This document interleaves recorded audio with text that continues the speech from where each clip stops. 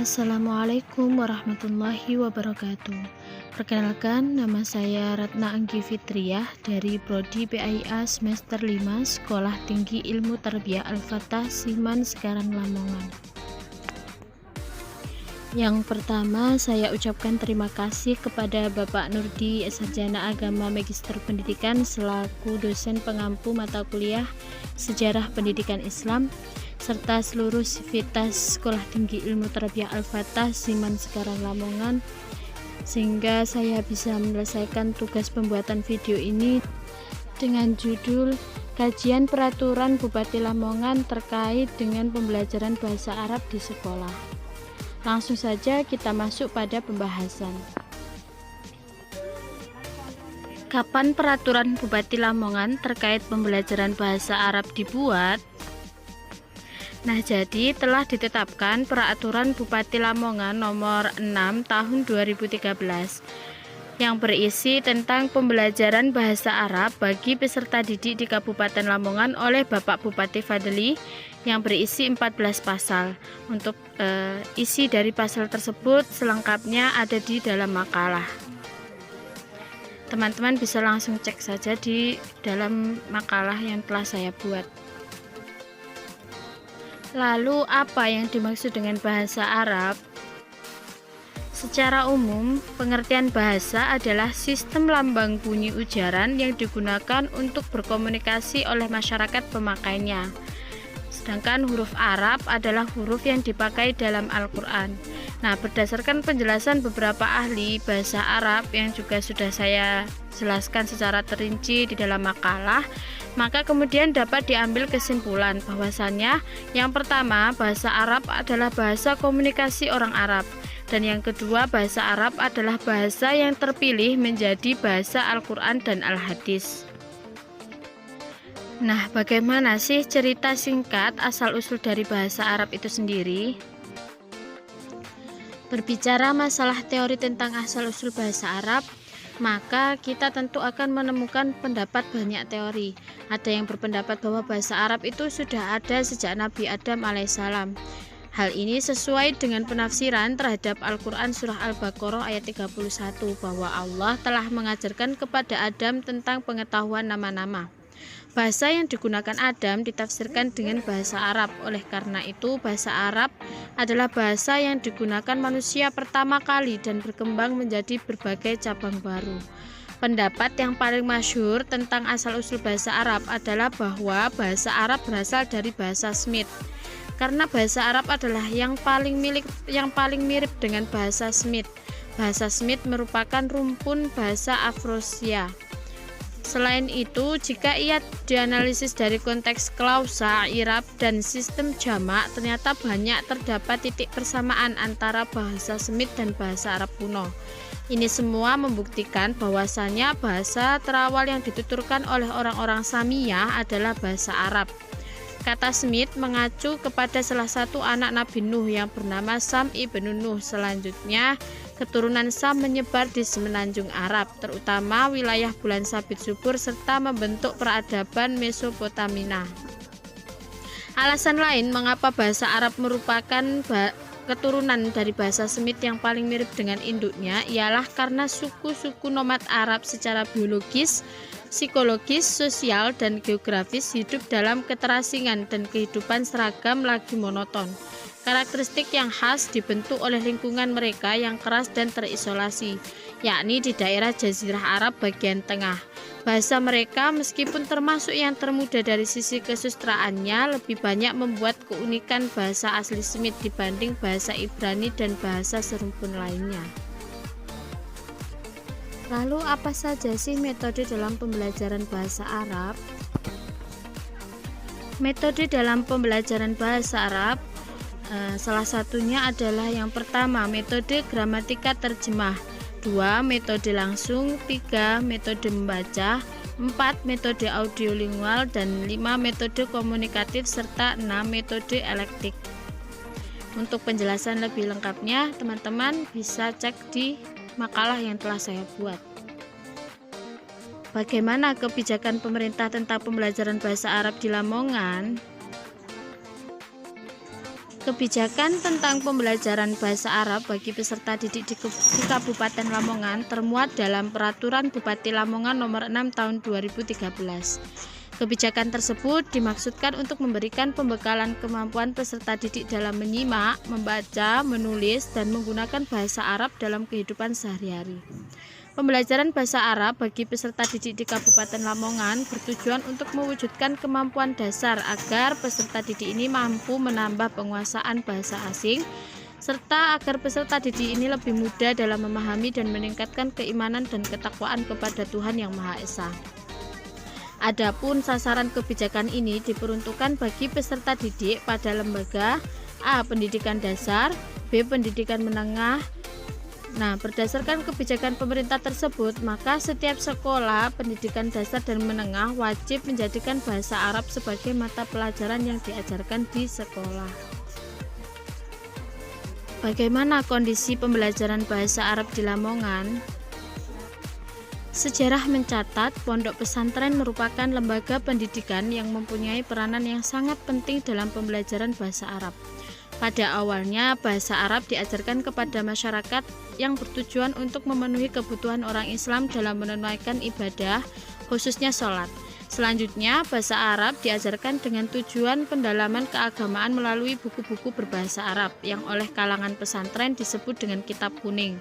Dan pada saat ini, bahasa Arab sudah menjadi bahasa internasional sehingga dipelajari oleh seluruh masyarakat guna sebagai media berkomunikasi dan mendapatkan informasi serta sebagai bahasa ilmu pengetahuan. Lembaga pendidikan pondok pesantren banyak ditemui di Lamongan, yang mana lembaga tersebut tidak hanya mengajarkan ilmu-ilmu agama saja, akan tetapi mengajarkan pengetahuan umum di pendidikan formalnya. Jadi, pondok pesantren di Lamongan kebanyakan tidak murni pondok pesantren, tapi pondok pesantren yang di dalamnya terdapat pendidikan formal berupa lembaga sekolah dengan berbagai jurusan seperti IPA, IPS, dan lain-lain. Dengan adanya pondok pesantren sebagai lembaga pendidikan berbasis keagamaan, maka sudah pasti ia mengajarkan ilmu-ilmu bahasa Arab, sehingga bisa dikatakan mayoritas pelajar Lamongan sudah mengenal bahasa Arab. Adapun mereka yang bersekolah di pendidikan formal saja, maka sangat sedikit pelajaran bahasa Arab yang ia dapatkan, kecuali jika sekolahnya berupa madrasah yang berbasis keislaman. Banyaknya pondok pesantren di Lamongan memberi pengaruh terhadap metode pengajaran bahasa Arab. Pada dasarnya, pembelajaran bahasa Arab di pondok pesantren menggunakan 3 pendekatan, yaitu pendekatan formal, fungsional, dan sosiolinguistik. Pembelajaran dengan menggunakan pendekatan formal banyak ditemui di pesantren-pesantren tradisional. Pendekatan ini mengedepankan pembelajaran tentang tata bahasa Arab, nahwu, dan shorof. Adapun metode yang digunakan dalam pendekatan ini adalah metode kaidah dan terjemah. Metode ini fokus pada kemahiran membaca dan menterjemah, sedangkan kemahiran yang lainnya diabaikan, sehingga tempat siswa untuk ekspresi dan kreasi berbahasa terbatas. Penggunaan metode ini di sekolah-sekolah membuat siswa berpikir bahwa bahasa Arab adalah mata pelajaran yang membosankan karena hanya membaca dan menterjemah. Tidak banyak guru yang berinovasi dalam pengajarannya. Dalam hal ini perlu adanya penguatan metode pembelajaran bahasa Arab untuk para guru yang mempunyai tugas mengajar bahasa tersebut.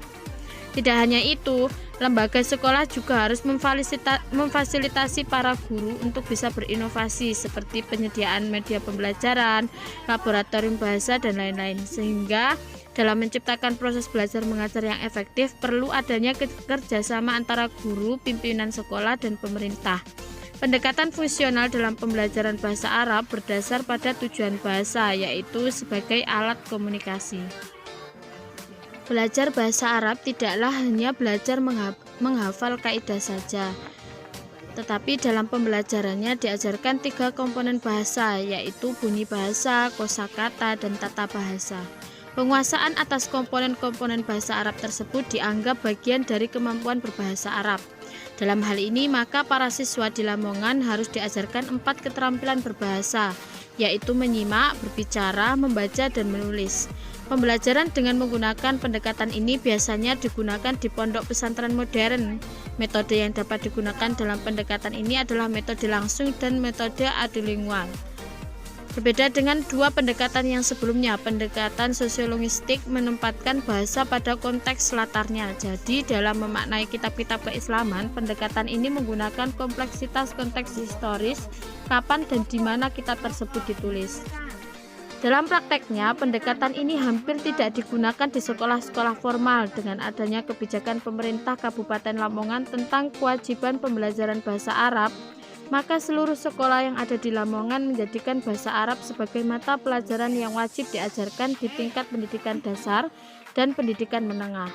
Dalam menjalankan program pemerintah ini, maka dibuatlah buku bahan ajar bahasa Arab bagi peserta didik sebagai pendamping siswa di sekolah dan di rumah untuk kemudahan dalam belajar.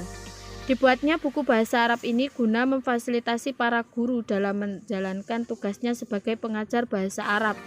Dengan adanya buku tersebut, diharapkan pembelajaran bahasa Arab berjalan dengan lancar sesuai dengan harapan pemerintah, yakni pelajar mampu berkomunikasi dengan menggunakan bahasa Arab dengan baik dan benar. Apakah ada problematika yang terjadi dalam pembelajaran bahasa Arab di Lamongan? Jika ada, lalu apa saja sih problematikanya? Yang pertama yaitu problem yang berkaitan dengan guru. Berdasarkan pengamatan di beberapa sekolah yang ada di Lamongan, ketika proses pembelajaran bahasa Arab berlangsung, banyak ditemukan guru yang mengajar tidak sesuai dengan kompetensinya. Guru bahasa Arab mestinya adalah orang yang kompeten dalam bahasa Arab. Guru bahasa Arab yang profesional adalah guru yang memiliki kualifikasi sebagai berikut: berlatar belakang pendidikan keguruan bahasa Arab, memiliki pengetahuan tentang bahasa Arab dan mempunyai keterampilan berbahasa Arab, memiliki pengetahuan tentang proses belajar mengajar bahasa Arab dan mampu menerapkannya, memiliki semangat untuk meningkatkan pengetahuan dan keterampilan profesinya sesuai perkembangan zaman. Akan tetapi, guru bahasa Arab di Lamongan kebanyakan adalah guru agama Islam yang diberi jadwal mengajar bahasa Arab. Guru agama biasanya paham tentang bahasa Arab karena kedua sumber hukum agama Islam berbahasa Arab, tapi belum tentu bisa mengajarkan keempat keterampilan bahasa yang dibutuhkan siswa. Tidak hanya orang yang paham bahasa Arab, tapi orang yang bisa memahamkannya. Karena yang paham belum tentu bisa memahamkan. Yang kedua adalah problem yang berkaitan dengan siswa. A. Kemauan. Kemauan siswa dalam mempelajari bahasa Arab banyak menentukan keberhasilannya. Kondisi di lapangan memperlihatkan bahwa banyak siswa yang kurang memiliki kemauan dalam belajar bahasa Arab, terlebih siswa yang tingkat intelektualnya pas-pasan. B. Minat. Dalam kegiatan pembelajaran bahasa Arab, yang harus dilakukan guru adalah menarik minat siswa untuk terus belajar bahasa Arab. Banyak sekali metode pembelajaran bahasa bisa digunakan dan dianggap cocok untuk siswa, sehingga siswa tidak mengalami kebosanan dalam belajar. Setelah siswa mempunyai minat yang tinggi terhadap bahasa Arab, maka akan timbul rasa ingin tahu terhadap bahasa Arab, sehingga ia akan berusaha memahami materi yang akan dan sedang diterangkan oleh guru. C. Bakat. Setiap anak yang dilahirkan mempunyai bakat yang berbeda-beda. Bakat merupakan kemampuan bawaan yang perlu ditempa dan dikembangkan agar dapat terwujud sesuai dengan harapan. Jika yang dipelajari siswa sesuai dengan bakatnya, maka ia tidak akan terbebani. Para siswa di Lamongan tidak semua berbakat dalam bahasa Arab. Hal ini yang menjadi problem dalam proses pembelajarannya. Seringkali pembelajaran bahasa Arab dianggap gagal karena hasil pembelajaran tidak membuat siswa pandai berbahasa Arab. Padahal jika dicermati, hal tersebut disebabkan bahwa bahasa Arab bukanlah bakat semua siswa dan seorang guru tidak bisa memaksakan semua siswa terampil bahasa Arab. Dalam satu kelas pasti ada yang paham, sedikit paham, dan bahkan ada yang tidak paham sama sekali. D. Pengalaman belajar siswa. Mengenai pengalaman belajar siswa, pendidikan formal dan non-formal berpengaruh dalam membangun pengalaman siswa.